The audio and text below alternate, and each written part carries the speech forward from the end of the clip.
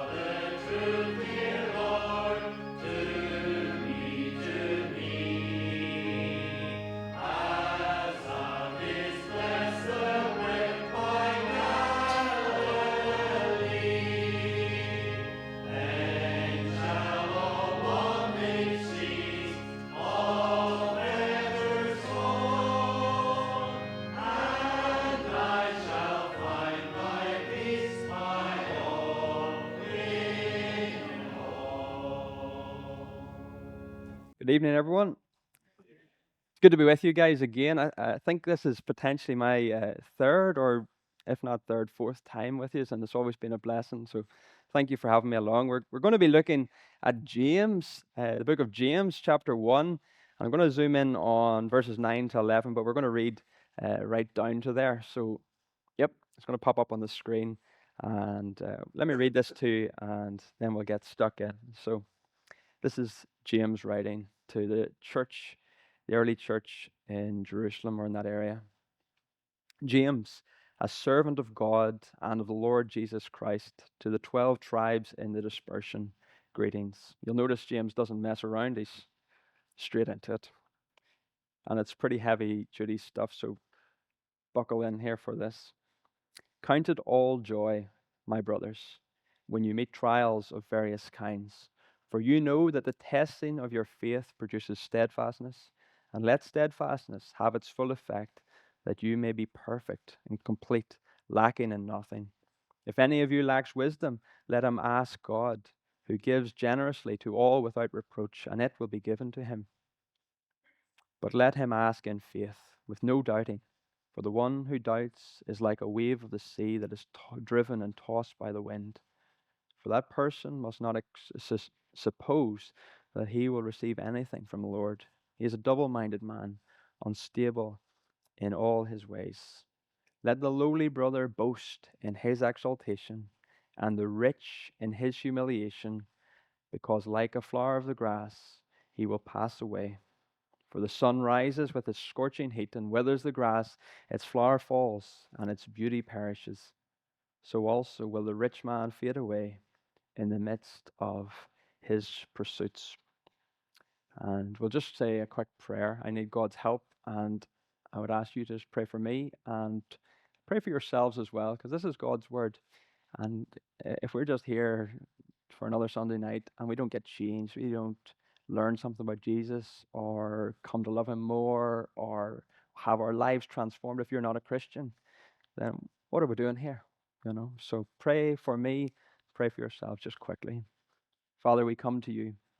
Here we are, just wee people in Larne, and yet we come to the God who made this world, who is in control and reigns supreme over everyone. Father, we are thankful for you, for your amazing salvation, for your word. And Father, I just pray for me now that you'd help me to explain it, help me to present it, help me to show your heart to these people. May I be a blessing, I pray. In Jesus' name, amen. What we're going to look at tonight is trials. This book was written to people who were facing huge trials. So James here, the half-brother of Jesus, the first senior pastor of the Congregational Church in Jerusalem. I joke, but he was the half-brother of Jesus. This was the first letter written in the whole of the New Testament and came out around AD 45-ish.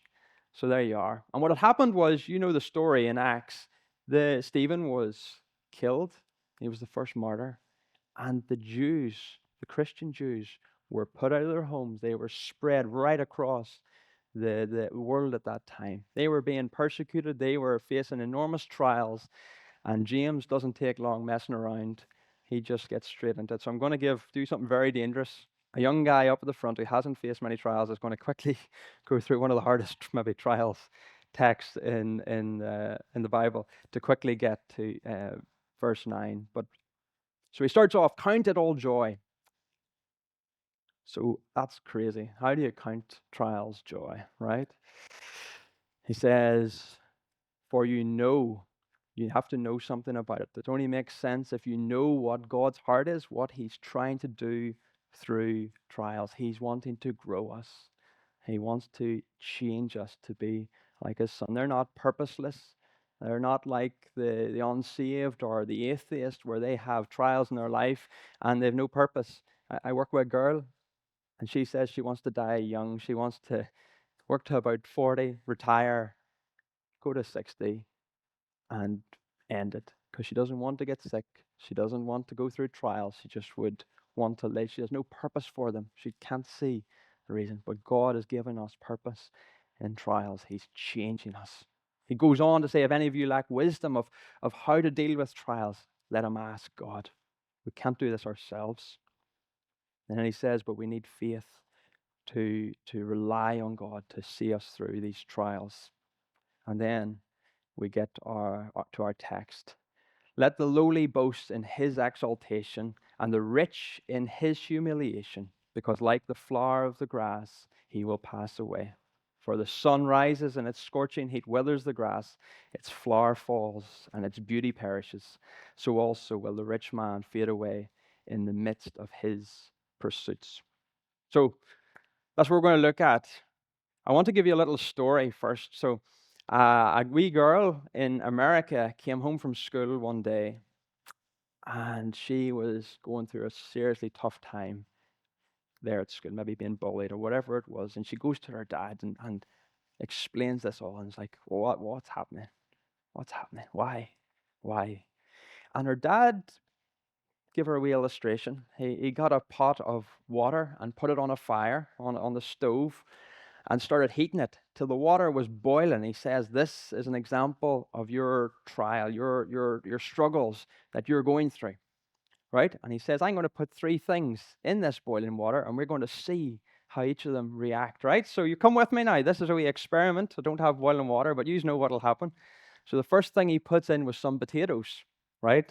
Now, come on, if we don't know what happens with boiling potatoes in Northern Ireland, I may walk out of here, you know. So what happens when you put potatoes, hard potatoes, into boiling water? What happens? They go soft. They get weak, right? They get soft and weak. Number 2, what did he put in? He put in eggs, right? Eggs go hard on the outside at the start, soft on the inside when you do it, when you put them in. They're quite fragile. They would drop and break. What happens when you put them in boiling water for a wee while? They come out hard on the inside, right? And the third thing he did was he put some ground coffee in the boiling water. Hopefully it was different water. But he put some coffee into the boiling water. And what happened? It dissolved and turned that horrible thing, that trial, that thing that was ugly, into something that, well, there's a difference of opinion probably. Some people love it and some people hate it. But you can see what he was trying to do there. Trials change us, okay? And it's how we are changed. God is doing different things with them. Sometimes it'll be we're like that hard potato that needs to be broken down and softened. We're too big a man. We're too tough. We said, God's saying, no, I need to soften you down. We could be very fragile, and he's toughening us up a wee bit, knocking off them rough edges, or he could be just wanting us to transform a whole situation through us. So anyway, what I want to get out of that is we want to realize that adversities, trials are unavoidable. They're part of the Christian life. They're part of life in general. But it's how we react that is our choice. We can either let it break us, or we can become changed, grow, develop through them. So I ask you, how do you react to trials? Right? We're going to look at what James has to say. He's got this text, and it seems like a paradox. Let the lowly brother boast in his exaltation, and the rich in his humiliation. Right? If I got up here and just said that, you'd be like, what's that plonker on about? That doesn't sound right. Sure it doesn't. But let's have a wee think about it. How do you react to trials or problems, right? There's typically 2 responses, isn't there? You've heard this. You get a big man, you meet a big man down an alleyway in Larne at night. What do? You either run, like Lauren here, honest, that's good and honest, or where's the biggest, strongest macho man here? It's fight or flight, right? That's typically the 2 reactions. You either say, I'm the man, I can do this, bring it on, I got this, just do it. Or you say, flip, I'm out of here. All right, I can't do this. Right? So, this text is about wealth and riches. It says, let the poor brother boast in his exaltation and the rich in his humiliation. And what I want us to see, there definitely is a real aspect of this, that money is involved in literal money. What I want you to see, though, is it's not purely money. Money has an effect on us, right? So the lowly brother, I used to live in Africa, right? And people who are poor, who don't know what the next meal will be, right? So they make some food for their family, maybe breakfast. They make some porridge, and that's it. That's all they have. They're feeding their family. They are vulnerable.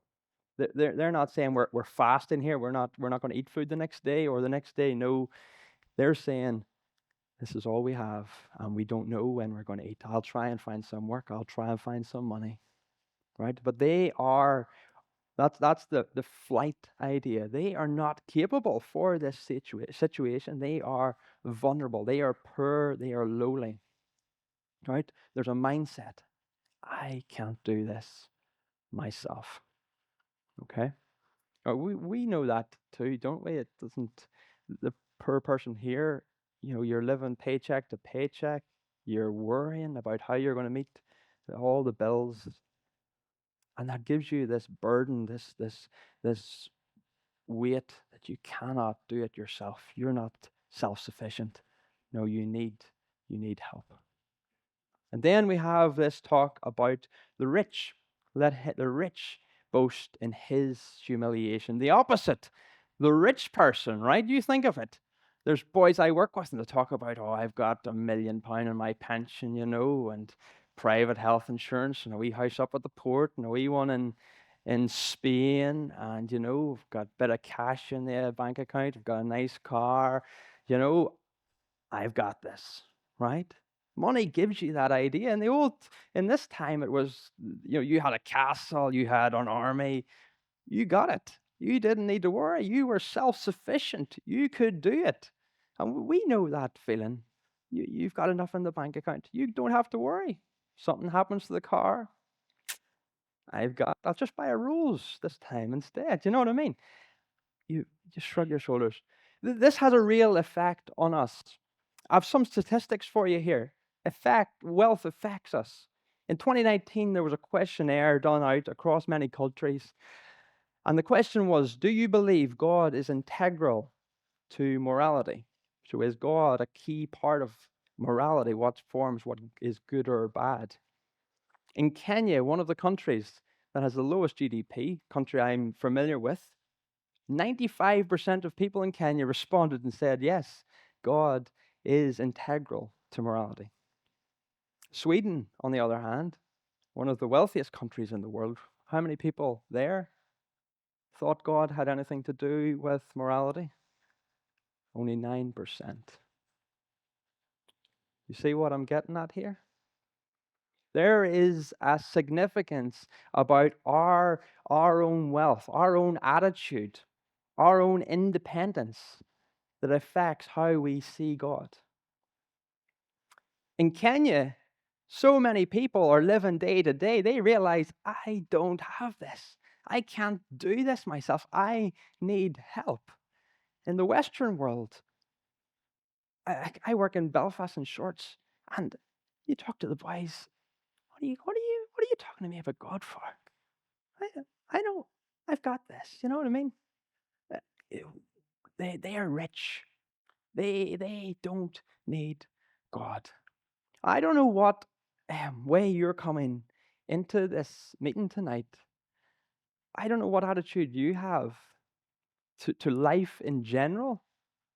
Do you need God? Do you not? Are you this rich person in this story, or are you the poor person, dependent? Maybe you're coming here tonight and you're like, I don't know how I'm going to face this next week. Maybe you're here saying, well, I don't really know what I'm here for. I don't need God. I've got all I need. This text goes on and says this: for like a flower of the grass, he will pass away. For the sun rises with its scorching heat and withers the grass, its flower falls, and its beauty perishes. So also will the rich man fade away in the midst of his pursuits. What James and what God is telling you tonight, if you are in that camp of the rich mindset, self-sufficient mindset, he's saying everything you're looking for, all your money, all your what you're relying on, what you're resting on, what you see as beautiful, what you see as your purpose in life, it's like a little flower in the field, right? And tomorrow, the sun will come up, and it'll be gone. It'll be gone. Everything you have worked for in this life without God, he's saying, that's a beautiful flower. It looks good to this world. It's attractive. You're proud of it. Tomorrow, it'll be burnt up. It's hard for us to think that way, isn't it? Every one of you. I live pretty much like diary-wise, maybe week to week. On a Sunday, I typically look at what I've got coming week. And then in work, I'm like, day to day, it's just get what I need to done today and on to the next thing. And maybe I'm putting in a wedding next year or something like that. I'm well ahead on that. But we are so close-sighted. We live in a world, a material world, and we've got so many responsibilities, and our eyes are just on that flower, and that's the big thing, That's it. And it means so much to us. It's so big. But the Bible describes us as an ant, as an insect. We're tiny. We need to get our eyes open and get a different perspective, because this flower that is beautiful and is wonderful and we're living for is going to burn. It's hard to us to think about that. You think your career, your beautiful home, your lovely car, your yacht, your mansion, it's going to burn. Are you with me? You see what I'm saying here? Are you getting up? Are you picking up what I'm putting down? That's what a girl in work says. I sort of like it. Anyway, the Bible describes this thing in Ecclesiastes. It talks about vanity of vanities. All is vanity. Life is like a vapor, and the harder you grasp for it, the more it disappears. In James, the same book, in chapter 4, verses 13 to 17, I'm just going to read it for you. It says this, James 4, 13 to 17.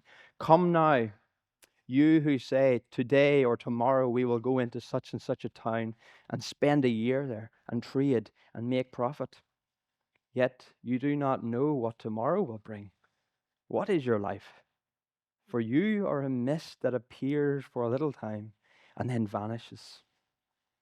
Instead, you ought to say, if the Lord wills, we will live and do this or that. As it is, you boast in your arrogance. All such boasting is evil.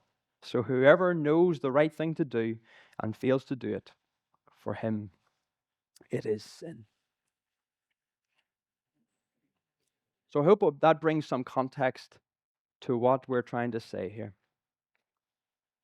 Our lives, it's like building a sandcastle on the beach, and the tide's coming in. It's not going to last. It's only what's done for God that will last. You've probably heard it in Sunday school. The two men who built the house, one built it on the sand, and it all went away. The other built their life, their house, on the rock, and it will last forever. So who are you living for? What are you living for? What is your perspective? James wants to grab you by the, like you can see in the way he writes, he's just grabbing you and saying, catch yourself on here. Life is too short. It will not last. What you're living for must be eternal or it's worthless. Are you with me? Good. Now, what's this crack about boasting? I've been brought up thinking boasting's don't want to do that. The Americans do that. They're obnoxious. Americans right here, are there? Or it's probably not even Canadian. You've got off for that. Yeah. We've just read a text in James 4. All such boasting is evil. So yes, boasting, a prideful boasting is evil. What in the world is this on about then? It's saying, let the lowly brother boast in his exaltation and the rich in his humiliation. What in the world is that on about? Let me try and explain it to you. This is actually the gospel, all right? And what I want you to come away with today, this evening, is the gospel perspective. To trials, if you're a Christian, this is how I want you to view trials in light of.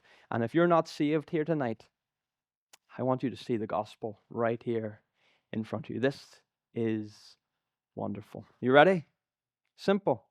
I'm only going to be a few more minutes. This is super simple, but super wonderful.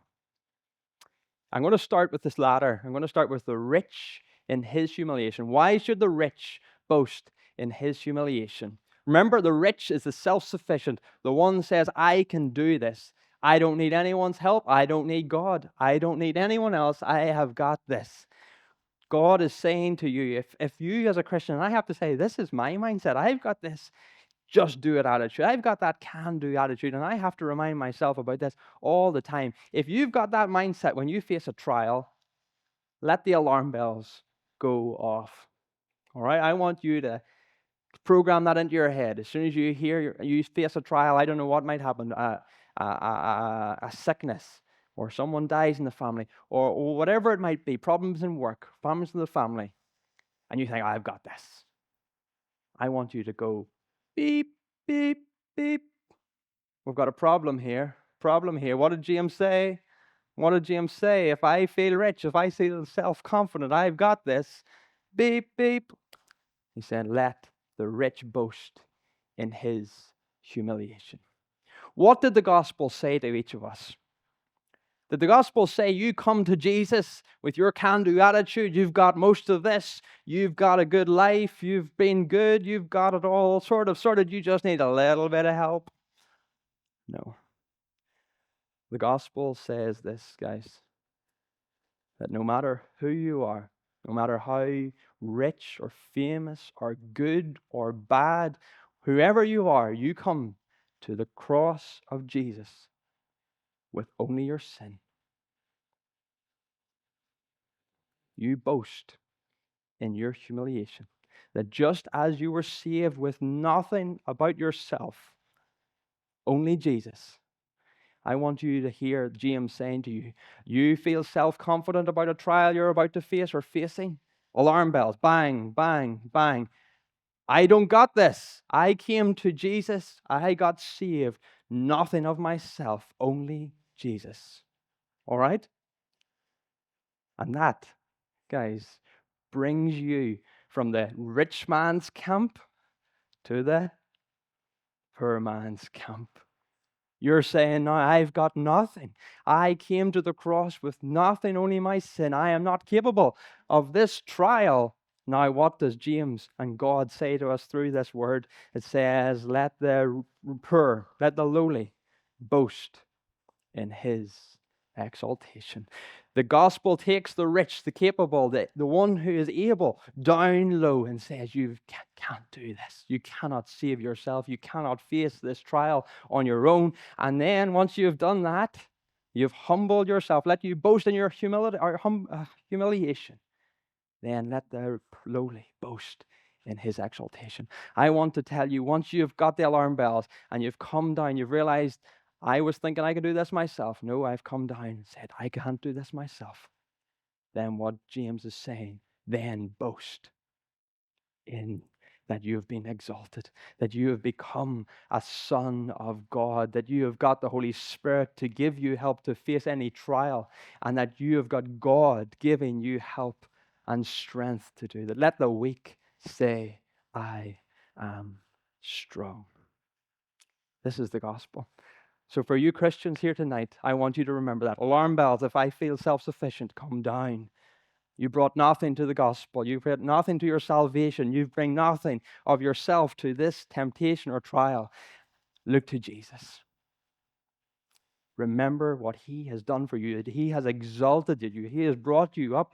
As I was speaking here last time, he has been made sin he has become made sin that you might be made the righteousness of God in him. He has brought you from this low place, the place of nothing, and brought you high. And that is how you will face any trial that God is putting in your way to grow you, to make you more like his son. I want you to see something beautiful here, guys, and with this I'm finished. This same journey, not with the same exact meaning, is the journey Jesus went on. He was rich, and he didn't boast in his humiliation, but he became humble. He put away his power and glory, and became this humble thing, a man. And in becoming man, he lived that perfect life, died a death that we deserved, and that being low, what did he do? He rose on the third day and is exalted on high. This, men and women, is the gospel in a few lines. And if you're here tonight, this is what you need to hear. Don't be living for that flower. Don't be facing life on your own. You can't. It's going to burn up. But if you turn to Jesus, the one who was rich became poor, that he might bring us to glory. What a God we have. May God bless you all.